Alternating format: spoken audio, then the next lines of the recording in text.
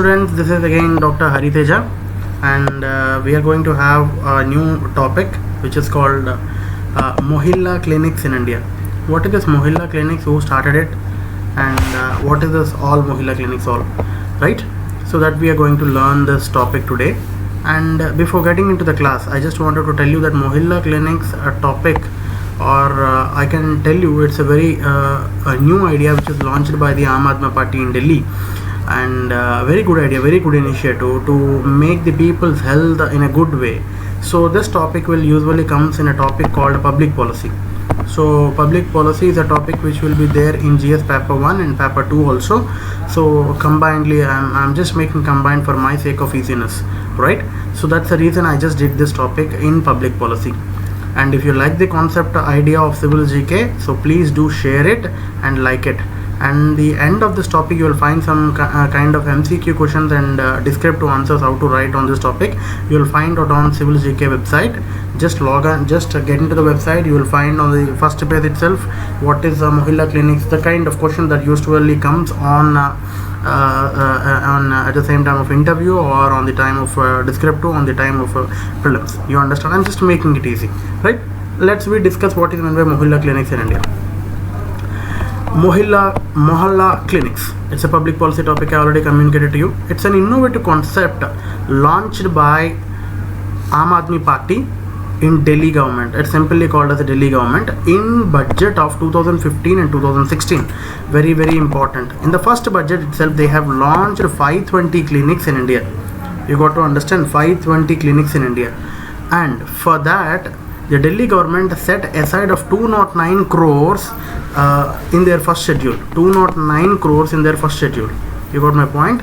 So 209 crores was being given by Delhi government for setting up this Mohilla clinics. Right. And to start this kind of hospital in India, you require only 50 to 60 square meter area. And if it is a permanent, you got my point, if it is a semi-permanent structure, you require only 100 to 150 square meters. So semi-permanent structure, and that too it will have modern technology and latest design in an economical way. So you can have efficient things, but it should be very costly. It should not be very costly. If you want the efficient technology, it should be costly. But when we are getting those kind of technology, it is a very costly way. So we are getting an economical way. So modern technology and latest design. Understood? Right. And what it will have, what this clinic will have actually. Each clinic will have a doctor will be there, a nurse will be existed, a pharmacist will be there, a laboratory technician will be there. In of a time, we will have a specialist doctor also. It depends upon the situation. Whenever, if all clinics get ready, and depending upon the area, the specialist doctor in a future time, within a very needed time, the specialist doctor also will get available. As of now, the 209 things will have these four parts above 4 parts itself, and specialist doctor will also added in some of the Mohalla clinics. You got my point? And these Mohalla clinics will take care about the PH needs also within the radius of 1 kilometer where it is existed. Right. So very important thing is what a clinic will consist of. That's very, very important to you. Right. So what kind of services it can give you? It can give you outpatient service. It can give you inpatient. They can able to accommodate you also, and they can give you free medicine also. They can do family planning also, and they can give you some kind of psychologist issues or psychological issues for counseling services also. So very useful, right? Free medicine will be given to you, family planning operation can be done. That is the reason you turn to be an inpatient, right? And outpatient ward will also be given family planning counseling services, right? So what is the timings that a Mohalla clinic to be operated? Morning from 8 onwards to 2 p.m. the Mohalla clinic will be operated, and evening times it can be operated depending upon the situation available. Need not to be, it will be available in the evening. It depends upon the situation. You understand the scenario? And first in such of clinic was started in July 2015 in a Paraghari area of Delhi. It was started in July 2015. Very, very important for MCQ, those who are preparing for Delhi police or SSC or some other kind of issues, right? but not for UPSC. Even for UPSC also these days they are asking some GK questions, not GS questions, GK questions. So in that GK question it is very, very important. To establish one clinic, it costs somewhere around 20 lakhs. You understand it, right? So what is the advantage? What kind of advantage it can give the Mohalla clinics to us? Geographically, each and every people who have been there in the 1 radius of kilometer will be accessible, right? Majority of the people who live in a small area, they'll have some kind of small problems itself. There are primary needs. See, if you have a fever and if you neglect that fever, it turns into secondary disease and it turns into tertiary disease. When it comes to tertiary disease, you can't able to stop it. It's already in the hike of it. So you can't able to stop that kind of disease. So whenever it is in the primary stage, if you could able to trench it out, it would be easy. So, and even at the primary, you can't able to go to the top hospitals. It is uneasy to approach the top hospitals. So if you have this kind of free hospitals to admit your things to the doctor, it would be very, very easy. You can able to see the picture over here I have given. This is the kind of Mohalla clinics which is started in Perigra, right? Yeah. How it will be uses for the people? Most of the people will be their expenditure, 70% expenditure normally they'll put on medicines and diagnostics itself. So that is going to be reduced right now, and free medicines will be given to you, and some other diagnostics you required which are some expensive. In expensive, Delhi government will put 50% and you have to put 50%. And if there are some kind of communicable diseases that can able to address easily by having this kind of hospitals, right? And Delhi government don't have a problem in allocation of additional resources from the Delhi government, so it will have government success. You got my point? So in this way, this is entirely useful for the Delhi people, and Delhi government is having a good human resource services. Delhi is full having doctors, paramedical staff, lab technicians available in Delhi and other viable places, and it is very popular even. So all doctors and each and everything will be available.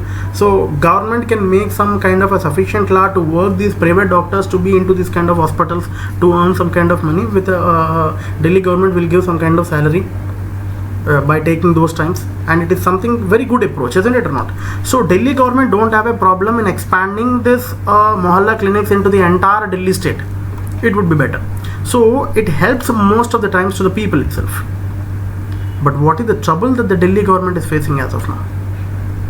You need to understand, may not work in rural areas, because a doctor can't able to go to a rural area to work, because you are taking a doctors of efficient, those who've been there in private hospitals, right? You're taking those private hospital doctors into government this thing. By taking their time, you are paying of it. So those doctors can't leave to the rural places if the hospital is situated away from the Delhi. First thing. And monitoring of 500 clinics is not simple. It's not a joke. So when you can't able to monitoring, there will be a misuse and abuse of drugs, right? So people will have a greedy on money. When they had a greedy of money, it turns into misuse and abuse. It created so much of trouble, right? How much the name that has been came by this scheme to Aam Aadmi Party, if they can't able to properly monitor the scheme, that the same kind of bad thing also is going to come into picture. So what is the solution for the Delhi government? Consistent surveillance should be there by using CCTV cameras, and IT solutions also available for inventory management and each and everything. It will always be better. And at the same time, when it turns to be a government, the people who will be there in the government kind of service will have some kind of recklessness. That should not be there when this kind of hospitals comes into picture. It should not be turned out to be a government hospital. You got my point? So for that you need to embed some kind of necessary skills to staff, right? And you need to track the biometric IDs to track each and every patient. So it will be very better to the doctor whenever this patient will come again. It will help the doctor to understand what kind of disease in the past that he had, and he will able to understand how many medicine that he is getting also, how many times he is visiting, and the same person is going to any other clinic or not. It will be understood, right? So for this of biometric IDs, the Delhi government will tie up with the local NGOs. Right, it will tie up with the local NGOs, and a pilot project has already been launched in Delhi Metro and other urban areas in Delhi itself. You got to understand, right?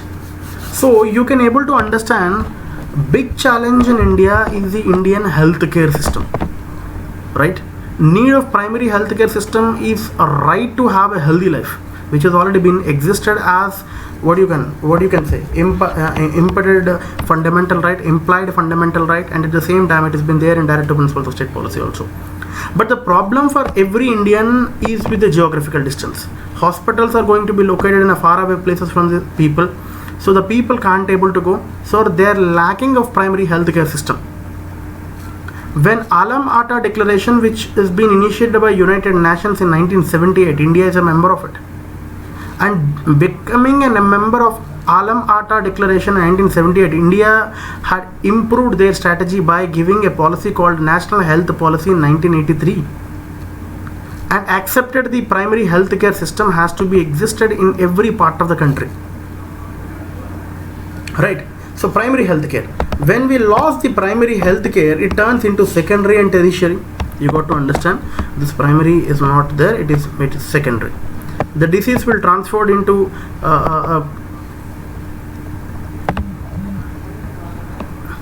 right, secondary and tertiary.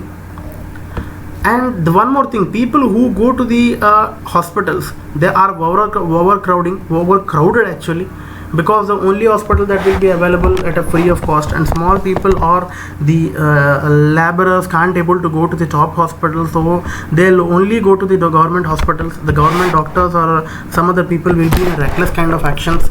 Due to that, the hospitals will be overcrowded, and due to don't have money, the hospitals will turn to be overcrowded.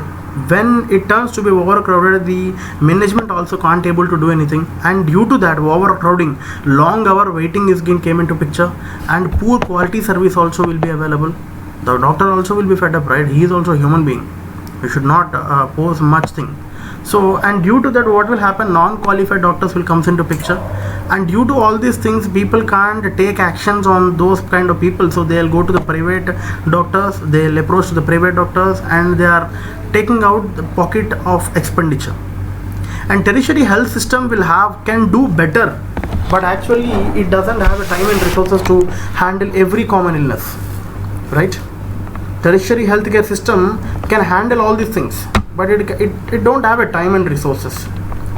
So when a disease, it will be curable disease, see, if you have malaria, and if you left the malaria, it transformed to be another kind of this thing, and then it turned to be cerebral malaria. When it comes into cerebral malaria, it is a secondary stage. You can able to cure that also.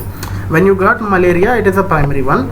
When it turns into cerebral, it is called a secondary. When it third is called coma, right? Cerebral malaria, afterwards you will get coma. So it's very tough one, right? For coma itself, you can't able to go to the tertiary health system, and for if you able to clear it in the primary itself, it would be better. Tertiary healthcare system can clear the primary one or the secondary one, but it don't have a time and resources because they are busy with their operations and each and everything, right? So these are the problems that it had. You got to understand. I am just closing the topic. So I think you made sense what is this entire things, right? So you will have some kind of MCQs related to public policy and the Mohalla clinics also, and at the same time you will have questions in kind of descriptive. Please try to answer there itself. If you like the concept of Civil GK, please visit Civil GK website. There you can able to find out the MCQs and questions related to it, and I'll tell you how to write it also. So thank you. Please share and like it. Please do subscribe also, and make the other members also do part of it. Thank you very much. Have a nice day.